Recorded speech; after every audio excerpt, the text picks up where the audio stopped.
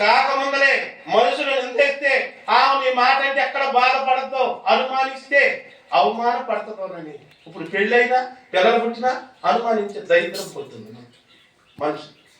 భార్య కొడితే భర్త కొడుతుంది. అబ్బాయి కానీ దేశం గురించి చెబుతున్నాడే ఇలా స్త్రీలకు పెట్టు చేసేసాడు అనుకో, బాగా అందరికి వర్తిస్తుంది. ఆయన బాగా అందగాడిని, నీకు అందగాడి కావచ్చు, అనుమానం పడుతున్నావా? ఎవరితో మాట్లాడితే ఏదైనా ఫోన్ అయితే ఎవరితో చెక్ చేస్తుంది, ఎవరితో మాట్లాడి అలా అమ్ముతానా అలా అమ్ముతానా గాడి పెడతాను. తెక్క ఇచ్చింది, తెక్క దిగి. ఈ అబ్బాయి ఏం చేస్తున్నాడు? అవమానపరచడానికి ఇష్టం లేక నలిగిపోతా రహస్యంగా విడనాడదాం, అల్లం తీయదు. ఎంతమందికి అలా చేసి నీ భర్తని, నీ భార్యని, సహోదరుడా అది చేసిందండి, ఏదో చేద్దాన్ని ఆర్చి పెడతావు.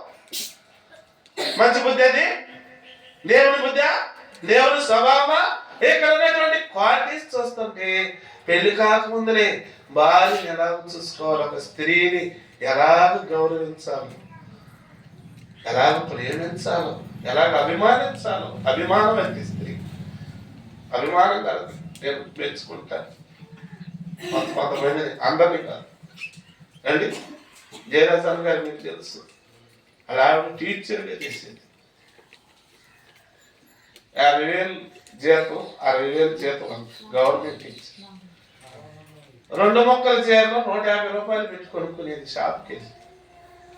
ఎన్ని 2 మొక్కల చీరలో లేకపోతే 100, 150, 200 మీకు శారీ కొనేది కదా. ఇప్పుడు 2,000 క్రిస్మస్ వస్తే 10,000 ఆయన 10,000 సరిపెట్టుకొంత చాలు పంపించి షాపు 2 సార్లు సరిపెట్టుకొని కాపురం చేసుకోవటం తెలుసా నీకు?